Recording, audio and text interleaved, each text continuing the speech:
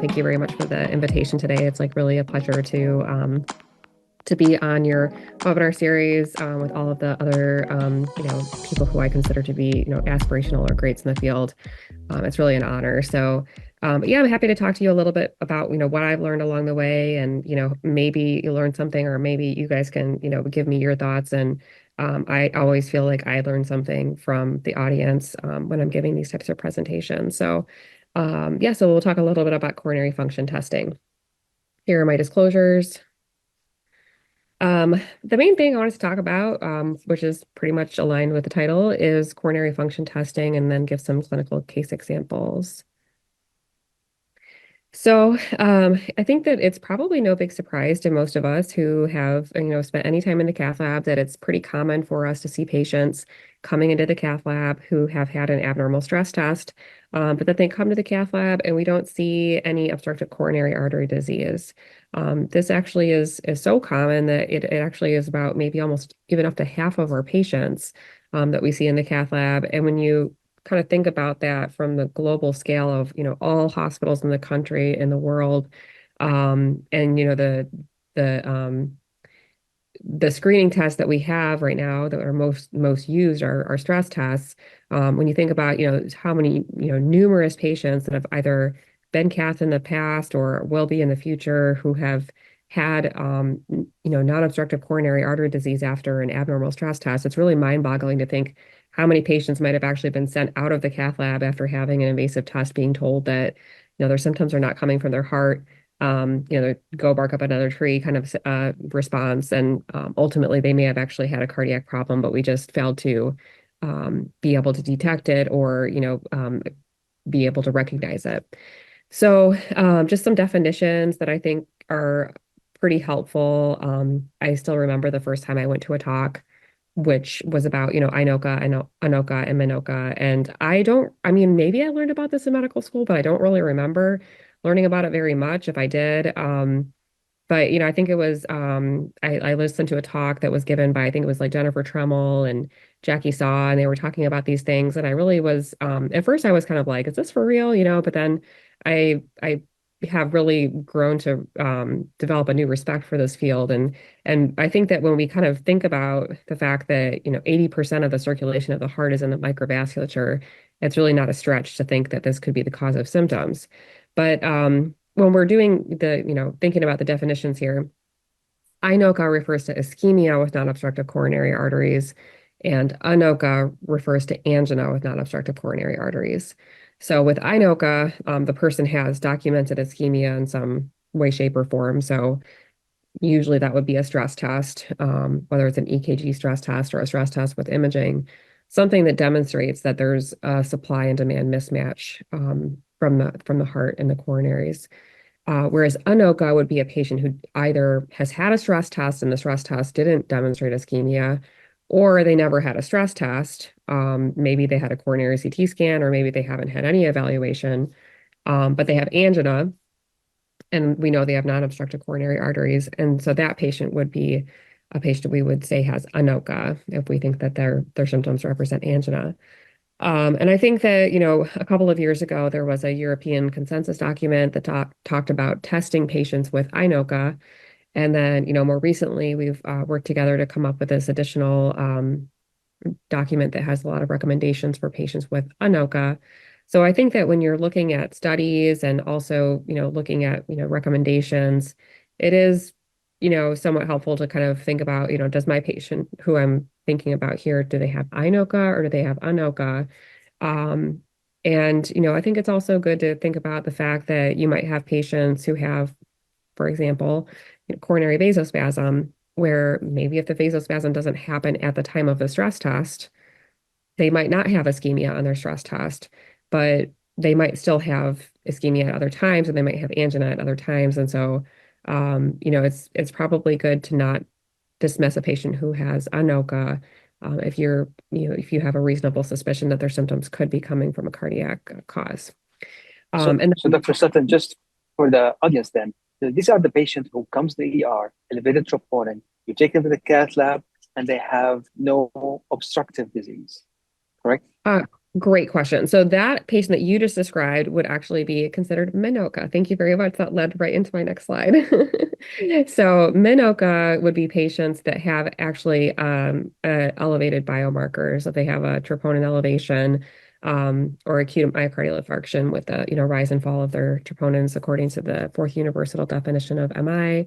And they also have non-obstructive disease with no lesions. Like 50% is kind of our cutoff for obstructive or non-obstructive.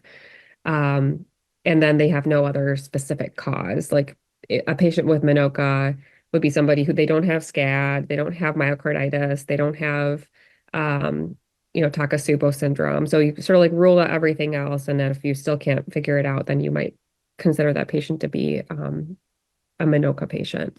Whereas at least in my mind, I think more of ANOCA and INOCA being more patients with stable ischemic heart disease or stable symptoms, not necessarily somebody who's coming into the emergency room with an troponin elevation. Although you could have a patient who comes in with a elevated troponin in their they have Minoka, but they were ANOCA before, or they were INOCA before. They may have actually had symptoms leading up to their hospitalization, but now, they've actually been hospitalized. So does that answer your question? Yeah, perfect. Because we have a wide spectrum of attendees from students to hospitalists to primary care. So this is kind of sometimes they call me and said, okay, no coronary, so where is this troponin coming from? So here you go. That's one of the answers. But we're going to see, is this significant or not? And this has downside, bad prognosis or good prognosis. Yeah.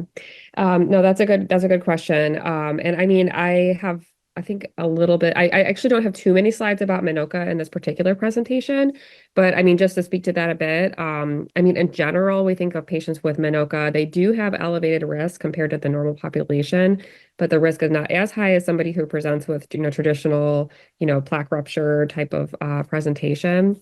They do tend to be more often women.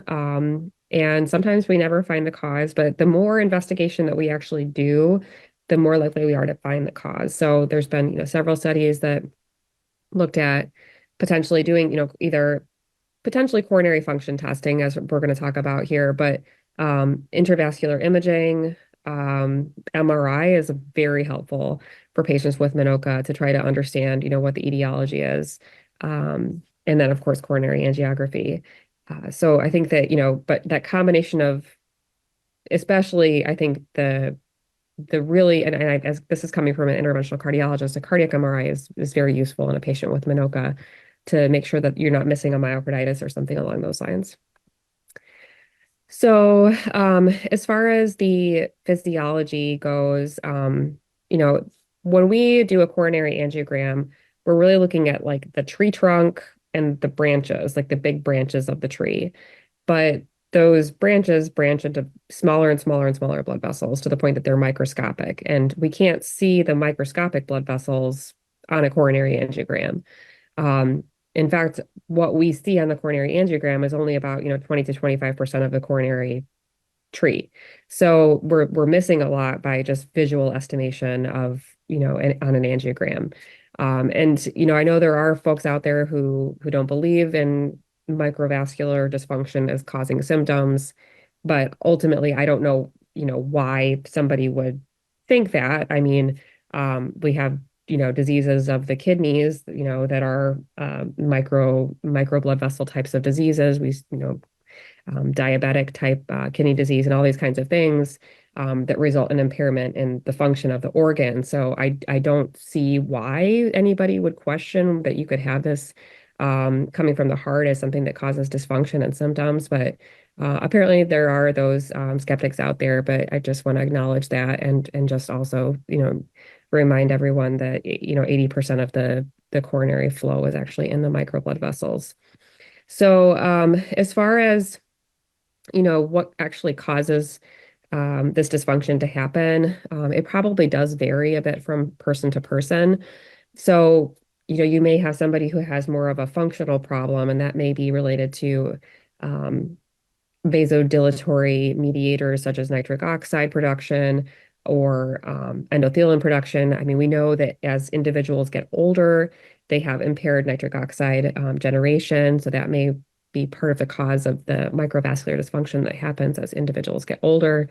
But ultimately, a lot of the same structural abnormalities that we see in the, major epicardial coronaries also happen in the microvasculature. So, as an example, we have patients that have hypertension and hyperlipidemia and diabetes that develop microvascular dysfunction, and it's possible that it's, more of their problems with the microvasculature is structural, such as, they may have increased intimal thickening, vascular smooth muscle cell thickening, vascular smooth muscle cell proliferation, and perivascular fibrosis. And so a lot of the, struggle in this field is around treatment options for these patients. And I think this is part of what's led to somewhat of the frustration in treating these patients, both like from the patient side as well as the physician side. And probably is part of what has led to people's reluctance to test people for this, because I think there's this sense that we don't have great treatments for these patients. It's a lot of, trial and error. And I think a lot of that does stem from the fact that we don't really have a good way right now of getting at what the underlying pathophysiology is for each individual patient. And it is a bit of, try this medicine. If it doesn't work, try something else. If not, try something else.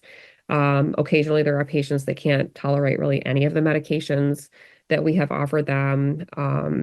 And, for those patients, I think that what we really need to do as a field is to, develop more clinical trials and clinical options for them, some of which, are in progress. But ultimately, I do think we need more options for treatment for patients. So as far as, what could potentially be, like, let's say you have an average patient that's coming to clinic and you're wondering if they have microvascular dysfunction. So this is how we end up seeing a lot of these patients in clinic to begin with, which is their symptoms are very similar to the symptoms that we hear from patients who have obstructive coronary artery disease. So they may have chest, pressure or heaviness or tightness, which is exertional in nature, shortness of breath, potentially just fatigue or lack of energy, exercise intolerance. And, there's a very, it's not something we have probably studied that. I mean, we have some idea that probably some heart failure has a component of microvascular dysfunction. And we also think, in acute myocardial infarction, when there's been an abrupt, cut off of blood flow to the heart, that probably causes also some microvascular dysfunction through a combination of things like endothelial cell swelling and, rouleau formation and actually myocardial swelling, which actually compresses the microvasculature from the outside. So this is, I would say, probably the most important trial in the field of coronary function testing, which is the CORMICA trial. This was a randomized controlled blinded trial of medical therapy versus standard care for patients with INOCA, and the medical therapy was guided by coronary function testing. And that's what I'm probably going to spend like the majority of the rest of this kind of talking about, is like, what is coronary function testing and how do we do it? But these patients either underwent the invasive coronary function testing for either for microvascular dysfunction and vasospasm, or they just had coronary angiography and the investigator, probably again tuned in already to the idea of that the person might have these things, just kind of guided their therapy the way that we would do it if we didn't have that option to do that testing. So, again, patients either got usual care, which was angiography, and then the cardiologist, assigned their therapy however they felt like, or they had this invasive coronary function testing, and then their medical therapy was guided by what the function testing suggested. And with this strategy, we found that patients who actually had coronary function testing performed actually had both improvement in their anginal symptoms as well as an improvement in their quality of life, which was sustained at 12 months. And this data is what led to our guidelines giving us a two-way recommendation that for a patient who has INOCA, that they could proceed on to having invasive coronary function testing.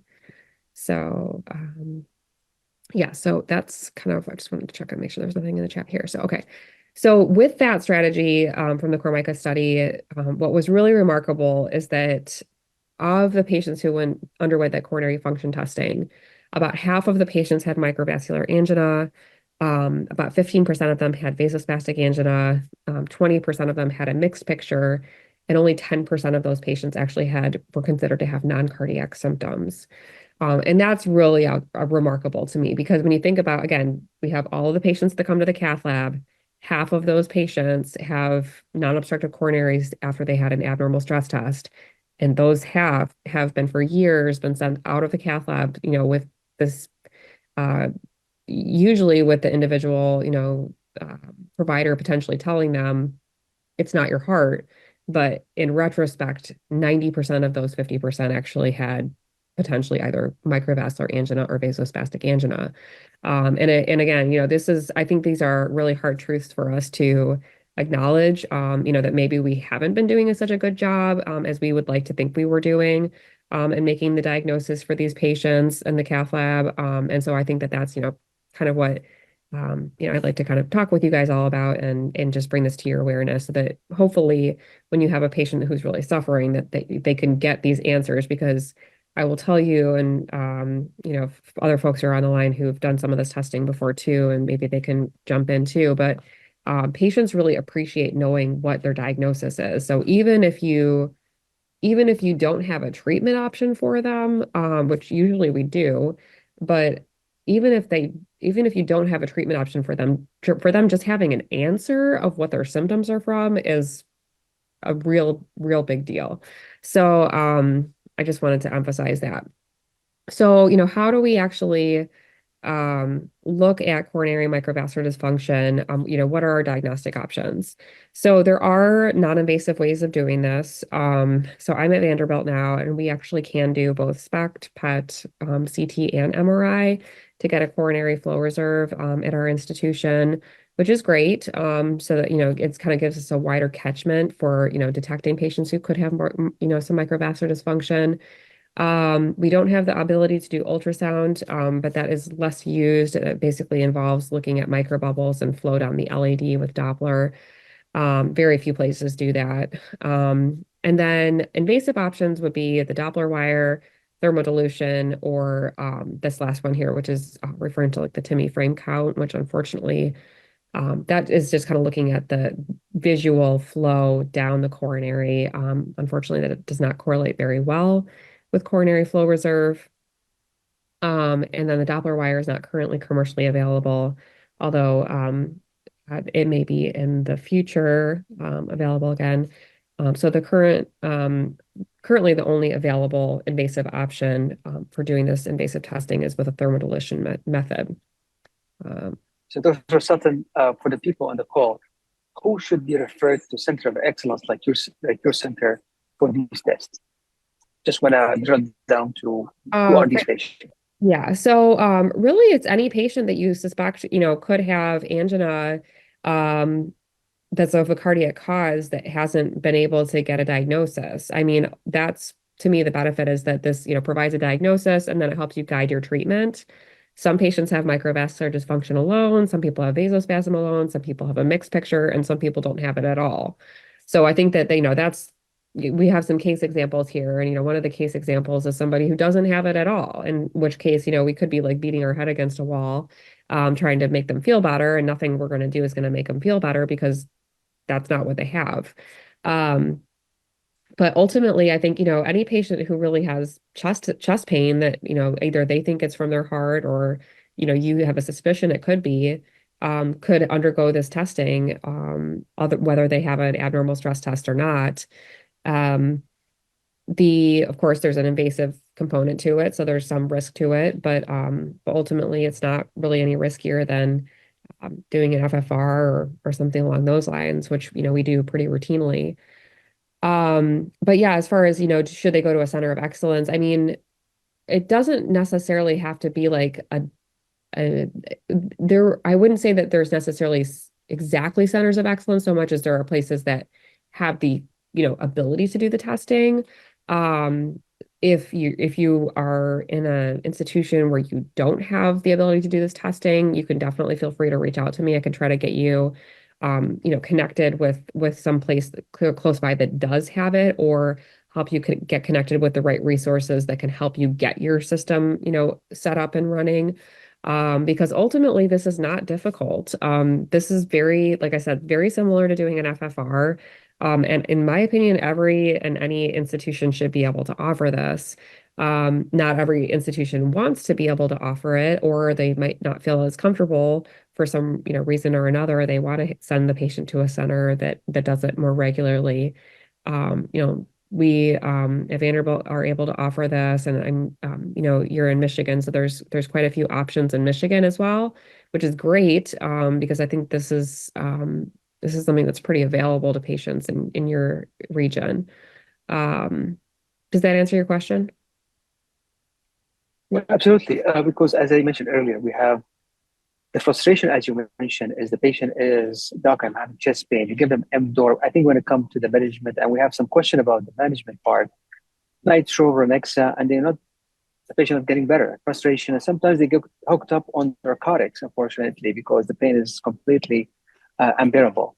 So, but that's what I'm saying is, I think referring to center of excellence like your center, I think, or centers will have practiced microvascular dysfunction, I think key in these cases. Yes, absolutely. So yeah, no, I think this is really great. It's a great thing to consider, and absolutely, if you have a patient, there's I think Jimmy might be on this call. He's worked on this microvascular network newsletter that has like a map around the U.S. of the different centers that are able to offer the testing and what kind of testing they're able to offer. But yeah, I mean, ultimately, in my opinion, again, it should not be limited to those centers. I think that if any hospital can get this type of a program set up and running. It's actually, believe it or not, it's actually brings in revenue to the hospital as well. So usually hospital administrators, once they figure that out, are on board with getting it set up. So it's sad that we have to kind of coax our administrators into those kinds of things sometimes, but that's just the unfortunate nature of medicine in the United States. But I think that ultimately this is something we should be able to offer our patients. Um, as far as the, technical aspects of how we go about this, does that answer your question, Chadi? Because I can Yeah, uh, absolutely. And for the audience, I don't know if you see the Q&A box. I'm going to put it in the chat box. Dr. Kerrigan put the link for all the centers in the US. Thank you so much. okay, great. And then I see that somebody has a question here about external, counterpulsation therapy for treatment. I have a couple slides coming. I have a slide coming up that goes over some of the treatment stuff, so I will try to circle back to that in just a second. Um, as far as, what this testing really looks like though, um, the invasive testing, the way that we do this is we equalize, a wire outside of the coronary, then we put the wire into the coronary, and then we do these thermodilutions, which for anybody in the audience who's ever done a Swan-Ganz catheter and done thermodilutions by doing saline injections into a Swan-Ganz catheter, it's basically very similar to that, except for we're doing it in the coronary.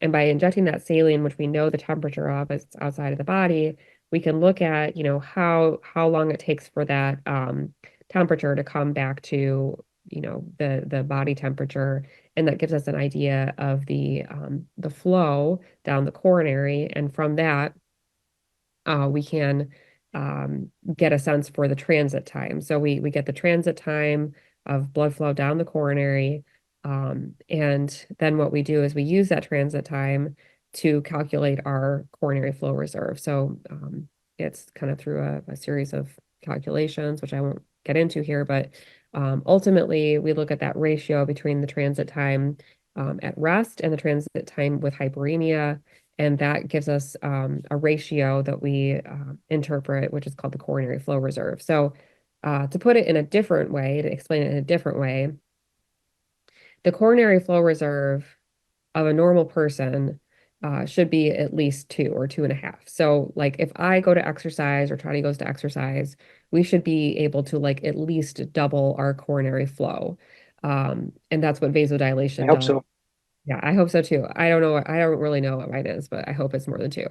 Um, so, but in a person who has microvascular dysfunction, they can't vasodilate. And so that coronary flow doesn't doesn't double, so that anything less than 2 would be considered to be abnormal. Um, but there are some pitfalls, which I'm going to go into, as to why that might not exactly work out. But for the average person, that should be the case.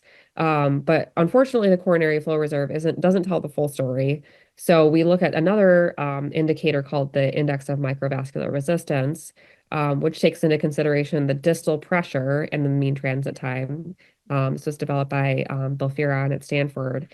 And the cut point for that, which does, it's associated with outcomes and all that, is at 25.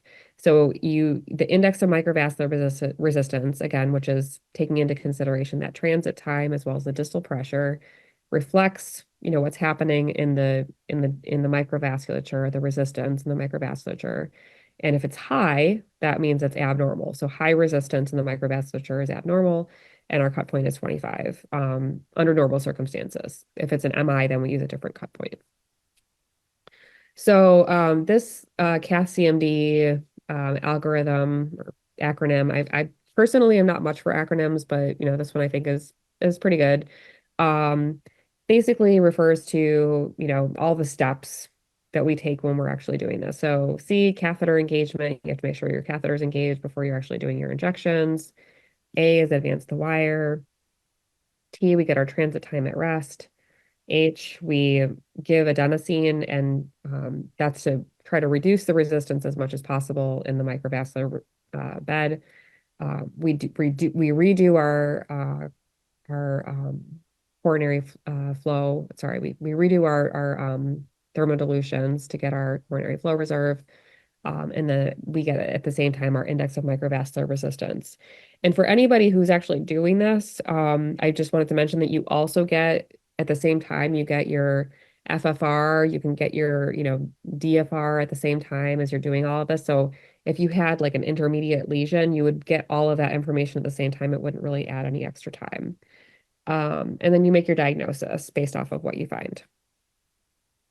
So, in the interest of time, I'm going to kind of sail through some of these histories, but this is a patient who has had prior PCI, but had exertional, just chest discomfort still, and came in and for an evaluation, but was found to not have any new obstructive coronary artery disease that accounting for their symptoms. So in this particular patient, the index of microvascular resistance was high. So again, high resistance is indicative of microvascular dysfunction. And then the coronary flow reserve was low. So those two are concordant with each other and would indicate that the patient has microvascular dysfunction. And then, the question then is, okay, what are the treatment options? And by the way, That's the biggest question everybody asks. yeah. The LV-EDP was not elevated in this patient, which is another thing. Like personally for me, if the EDP is 20 or higher, I wouldn't do the testing because that could potentially influence the hemodynamics. And if they have heart failure, that should be treated. So That's a good point. yes, I am not going to go into super big detail here about the actual treatments. I'm sorry. But I did want to let you know that there are two documents that were published in JACC late last year that are called, they both are ANOCA, it's like ANOCA Part 1 and ANOCA Part 2 that are very thorough and that go into a review of all of the different treatment options. And we have it basically broken down into kind of like this first box here, which is first line therapy for patients with microvascular dysfunction, microvascular spasm, endothelial dysfunction, epicardial coronary spasm, and myocardial bridging. And so you can see here that it gives you sort of like what would it take to make that diagnosis, and then what our first line treatment would be: statin, exercise, weight loss, sublingual nitroglycerin as needed, an ACE inhibitor and a beta blocker for first line therapy. This is not just something that we were like, oh, this is like what we think it should be, because this is what we treat other patients with. There is actually data behind this. All the studies are quoted, and referenced in the actual, review, which is it's kind of like somewhere between a review and a consensus document. And then the second line therapy would be things like ranolazine, calcium channel blockers, ivabradine.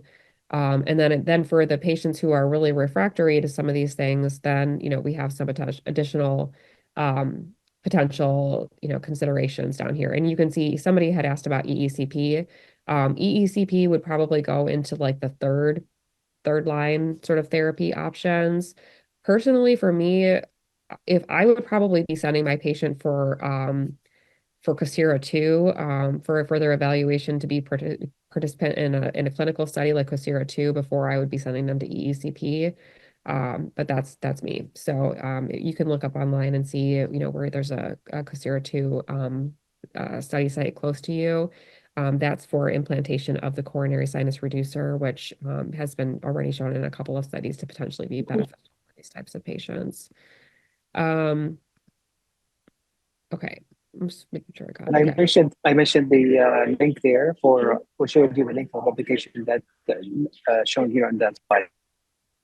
Thank you. Thank you very much. And then, yeah, I'm not talking so much about microvascular spasm, but this would be a patient who, you would give the patient acetylcholine to see if they have coronary vasospasm, but they don't necessarily have like frank epicardial spasm, but they do get angina and they do get EKG changes indicating that they have sort of a predisposition or propensity to microvascular spasm.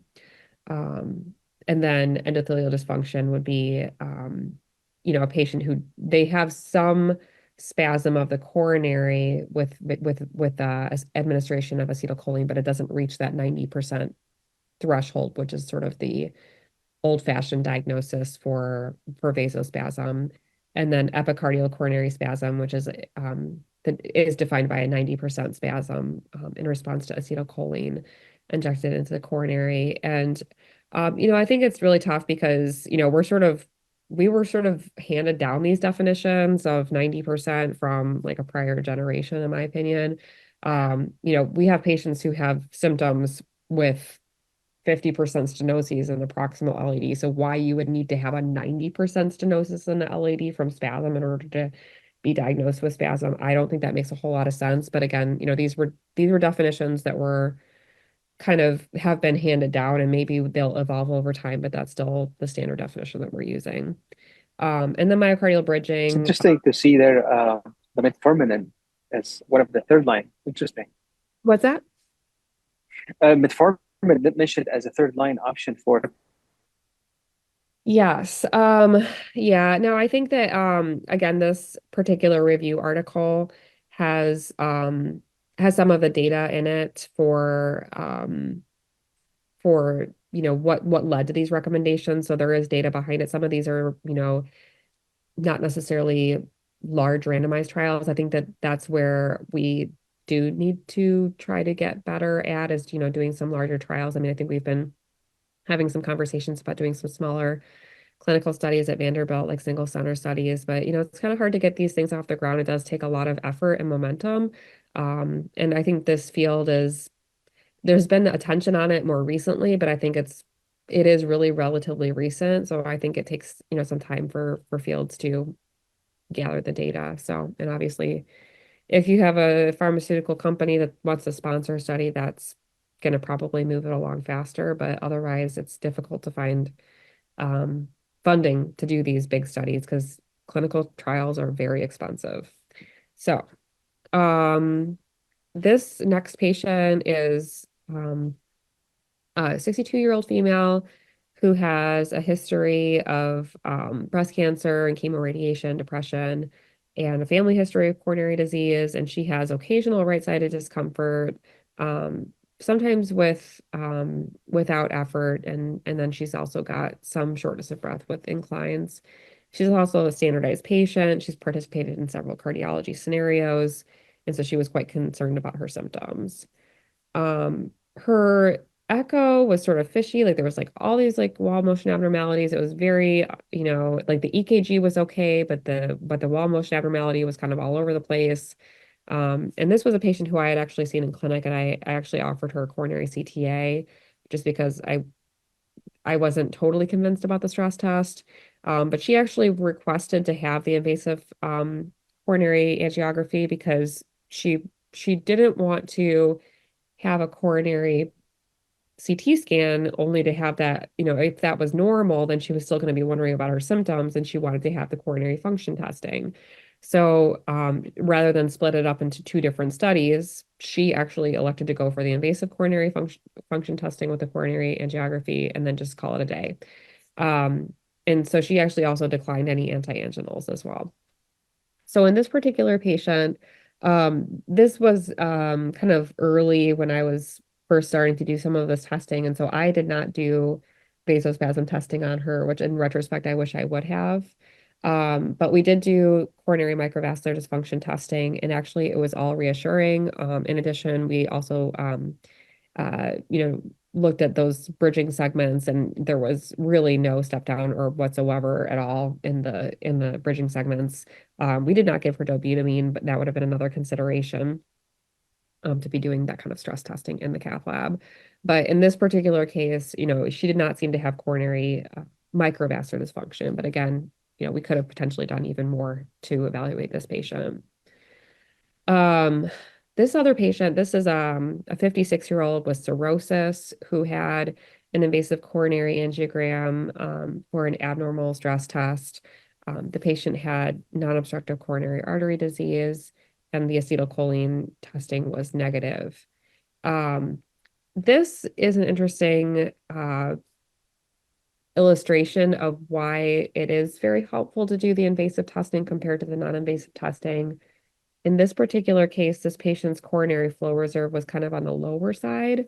Um, it wasn't slam dunk abnormal, like it wasn't below 2, but it was 2, which is like a little on the low end. But the index of microvascular resistance was not high. And in this particular case, when you think about it, these patients who have like cirrhosis, or let's say they have a dialysis fistula, or sometimes, I don't do a lot of this testing on patients with severe aortic stenosis, but those patients also can have high coronary flow.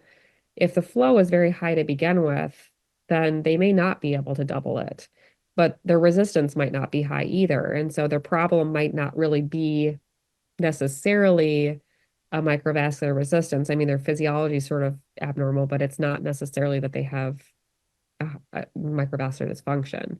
So in this particular case, I would have said this patient does not have microvascular dysfunction, and that basically what he has is high baseline flow because he has got cirrhosis. The other possibility is that there was sort of a technical issue, that the wire might not have been far enough down the LAD. That if you really have a really short transit time because the guide and the transition zone on the wire are very close to each other, that could make it a little bit more difficult to detect, differences in the transit time, which then lead into the coronary flow reserve calculation. So that's another thing to keep in mind. But ultimately, in this particular case, I didn't think this patient had any substantial microvascular dysfunction. Dr. Sutton, maybe take this opportunity to talk about a couple of questions came across. Is femoral versus radial artery, is there, when we do this function test, should we use femoral because we don't want to kind of dilute the effect by giving vasodilator for the radial axis? Yeah, that's another really good question. I do have a slide on that in a little bit, but just in case we don't get to it, yes, that's a good question. I err towards doing femoral access. If a patient is coming in specifically for this testing, particularly if it's like a young woman who doesn't have a very big radial and you're concerned about vasospasm, they're probably going to spasm their radial artery when you don't give them the vasodilators or the radial cocktail. And it is ideal to try to avoid the radial cocktail if you're going to be doing this kind of testing, because otherwise you could sort of influence your results or make it sort of lower your sensitivity. But that's very theoretical. It's really not been proven. And there still are, experts out there who still do radial access. And oftentimes what they try to do is just not use the radial cocktail, or if they do, they use just a tiny bit of nitro. But yeah, I've sort of erred on the side of maybe going more femoral. I'm very comfortable with doing femoral access. I usually close patients, and um, I've trained on mostly femoral, so that's my perspective, but some people still do radial. Does that answer your Yeah. question? And I think, yeah, absolutely. And I know you have more slides coming, but these questions are really very relevant. And I think you touched on this one specifically. A question about right heart cath before doing this function study for evaluation of filling pressures before you do the function. Yeah, good question. Okay. So, yeah, there's two questions here. So the one is about the right heart cath, and I mean, I think there's no, problem in doing a right heart cath. I don't think that necessarily you have to. I think it depends on your level of suspicion. So, I mean, usually we would get an EDP at the minimum to see if the patient has an elevated left ventricular filling pressure since you're in the, arterial system as it is. A lot of these patients have had an echo beforehand. So, if there was some suspicion that they have like some RV dilatation or dysfunction, or the PA looks a little enlarged, or there's some evidence of elevated right-sided filling pressures from the RVSP or something like that, then yes, absolutely. That would make a lot of sense to do that. Um, if you, I mean, but yeah, usually you've had an echo beforehand to kind of give you some clue as to whether or not you might need to do a right heart cath. And yes, that would definitely make sense. And then somebody else asked about commenting about the coronary sinus reducer and how that might help ANOCA. So it's uncertain, but the presumed mechanism is that the coronary sinus reducer helps because it increases the back pressure in the coronary microvascular system, like on the venous side. And by doing that, it actually dilates the microvasculature, which then results in redistribution of blood flow into the areas that, for one reason or another, they don't have good blood flow. So whether it's because the patient has obstructive coronary artery disease or because of microvascular dysfunction, the coronary sinus reducer by the back pressure sort of redistributes the blood flow more equitably across the heart. That's the working hypothesis. Does that make sense? Perfect. Thank you. We have 10 minutes left. Perfect. I think we can get through the rest of this. Okay. So let me go back. Okay, so this last patient um also has, history of some PCI and exertional chest discomfort and comes in to rule out obstructive coronary artery disease. He has normal filling pressure, but he has coronary function testing performed. And this person, again, is sort of illustrates that pitfall of only using the coronary flow reserve from, let's say, for example, a PET stress. So if this person had had a PET stress test and the coronary flow reserve was interpreted as 5, they would say this patient does not have microvascular dysfunction, go, search elsewhere. But in this case, the patient's coronary flow reserve was looked normal, but that's only because at baseline the coronary flow was so slow that even with hyperemia, it improved. It improved significantly, but it was still really slow. So that person had, or this person had, an index of microvascular resistance that was still elevated because their transit time with hyperemia was still quite long, and also their distal pressure was on the high side. So that's just another caveat that using these two values together is really important. And so in this particular case, I would say this patient does have coronary microvascular dysfunction because their index of microvascular resistance is high. So, yeah, so I was going to go on to talk a little bit about vasospasm. Is antiplatelet therapy indicated in cases of ANOCA or ANOCA? So that's a very good question. So I think it really kind of depends on the patient. So if it's a patient who has like any obstructive disease, I do tend to not obstructive, any coronary artery disease, I would absolutely, suggest that they take an aspirin because we know that patients who have even, 10 or 20 or 30 or 40% stenoses can have MIs because of plaque rupture. So that would be the way I would go about it. But if they have like pristine looking coronaries and they have um, just vasospasm, then I'm not sure we really are compelled to make, ask them to take an antiplatelet. But that's a good question. Some of that's also being looked at with some ongoing studies. So coronary vasospasm, I think we already talked about, what the definition is, but there are different forms of it that could occur. So some people have more of like a focal spasm, as in this patient here on the top, or you could have a diffuse spasm, as in this lower one. In general, as far as the prep goes, we kind of already started to allude to this. You ideally would want them to not not have certain things for about 24 hours pre-procedure. So ideally, it doesn't have to be 24 hours, but you do usually have them not have caffeine because you're going to give them adenosine.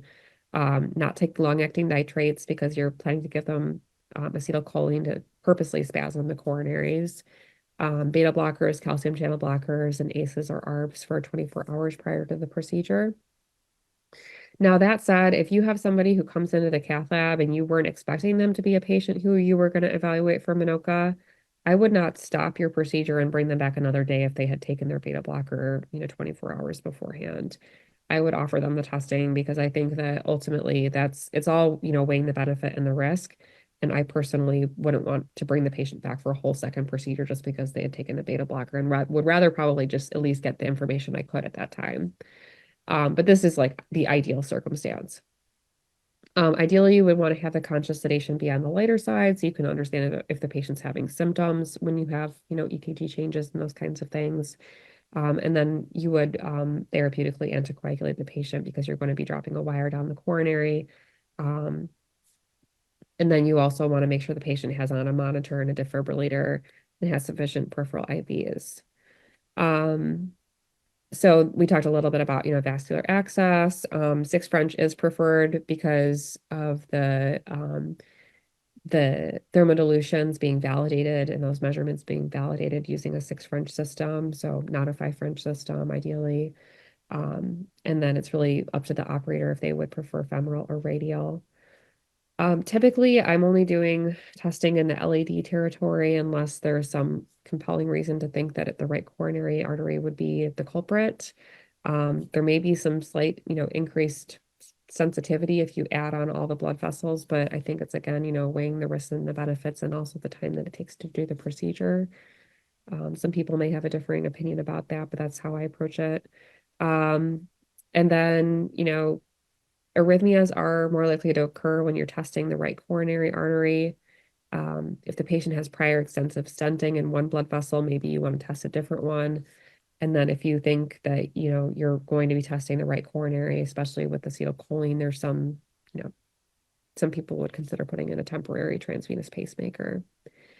As far as how we do this, so the acetylcholine that we use is actually an ophthalmic solution that has occasionally been in short supply because Jimmy Kerrigan has been doing too many acetylcholine testings over at St. Thomas. It's actually, maybe it's not all Jimmy's fault, but that was actually the reason that we were provided with was that because of the increasing vasospasm testing, that's why we were, had a recent national shortage of acetylcholine. But it sounds like it's sort of back on track now and we're able to obtain that medication. But basically it comes in a powder form that is reconstituted and then diluted. We start with the test dose in the LAD of 20 micrograms and then would go up to a higher dose of around 100 micrograms for the LAD or 50 if you're testing the right coronary, and then potentially up to 200 micrograms in the LAD if you strongly suspect that the patient has vasospasm. And ultimately, this has been looked at in quite a few studies and has been found to be relatively safe compared to a lot of the things that we do in the cath lab. Some people may be alarmed by these statistics, but this is actually, relatively safe compared to most of our other procedures. The only study that had there was sort of an outlier study that had a 5% risk of VTPF, but most of the other studies had a very low risk and there was basically zero risk of death. Although it's not to say it couldn't happen, would be extremely rare. And that's all I have. So I will stop there in case you guys have further questions. Again, thanks again, Dr. Sutton, for your time. For all the audience, please, if you have any final question for Dr. Sutton, you have 4 minutes left. Phenomenal talk. Again, this is very important and new space. We don't know much about it, as you mentioned. But again, referring this patient to Center of Excellence is very important. Now, going forward, let's say we have a patient who has angina, we maximize medical therapy. Do you think we should escalate from first line to second line? And if we fail, then we send them to an expert, or just don't do anything before we have a definite? I think if the patient is willing to undergo the testing and that's what you suspect, that I think that it's very reasonable to start them on some medication and then just refer them out at that point. Because, I just don't see what the point is of trying to hold off. I mean, I guess, there are some centers, like I know like Tim Henry has told me that they try their patients on 1 or 2 medications because he's like maxed out on the number of these types of tests he can do. Like they just don't have the capacity to do more. I think though at most places, if you have the ability to refer the patient and they're not like totally maxed out on the number of tests that they can do, then you could just start the patient on, one or two medications and then refer them and see what the testing shows and then modify their medications from there. I mean, Carmichael would suggest that that's, the way that we're going to be able to get the patients feeling the best. Would that require some washout time before the patient comes to you? You have to stop this medication for a period of time, like wash this medication off before you test, or doesn't matter? Yeah, good question. So I think you can go ahead and start the patient on the medication and then just let them know that they should stop those medications 24 hours before the procedure. In an ideal world, when they get their pre-procedure instructions from the cath lab before they have this testing, that the cath lab would also tell them that, but you just, it's always a little bit good to make sure they have double the information from two different providers. But yeah, I think it's also just good to make sure you're communicating with whoever you're referring the patient to make sure that they know that that's what you're interested in because, I'd like to say that, every patient who is appropriate for this testing gets the testing, but the reality is, you might have a day where this patient, unfortunately, they may end up being the 6 o'clock patient on the schedule that day after a crazy day. And, if you don't ask for it, they might just say, okay, coronaries look okay and move on. It's just, I hate, again, I hate to say it, but it's just, that's the reality of the medical system. And all of us are very loaded up with work and we want to make sure that we're doing the best for our patients. So I think good communication is key. Question from Khalid, is Takotsubo considered Minoka? Great question. So if you diagnose the patient with Takotsubo syndrome, then they no longer would have Minoka because that's their diagnosis is Takotsubo syndrome. Could they have another cause on top of the Takotsubo? That's possible, but yeah, I would not consider that patient to be a Minoka at that point. And then should we use the region of ischemia on the stress test to guide which vessel to test? Yes. So good question as well. I typically use the LAD as the default, but if you had a patient who had isolated inferior ischemia and that was like what you were bringing the patient to the cath lab for, and it turns out that everything else looks okay, you could justify just testing the right coronary. I've done that before. And then can you compare PET for CFR to invasive for diagnosis? Yes. So the data that's out there is actually mostly with coronary flow reserve and the Doppler wires for as far as invasive. I think we actually need some more data on coronary flow reserve and thermodilution derived coronary flow reserve, but ultimately they do match up pretty well. It's just that, like I said, with that invasive, you get that additional index of microvascular resistance, which will help you to understand the physiology a little bit better. But they do correlate well. Well, Dr. Sutton, thank you so much. Perfect hour, one very rich hour of physiological testing and coronary function testing. Thank you for being with us. Thanks for the phenomenal question from the audience and as well as the great attendance. We reached almost 50 attendees today. Please watch this with YouTube. This webinar is going to be recorded and going to be posted on the facet.com and also going to bring it to you on social media with all the links. They can revise it in the future and you can share with colleagues. Again, don't forget to claim your 1 hour CME if you register for the webinar for this activity. Dr. Sutton, thanks again so much. It was phenomenal talk. And I think I will see you in the next meeting. We're going to be either AHA or TCT. All right. Sounds great. Thank you very much for the invitation. Thank you. Bye-bye.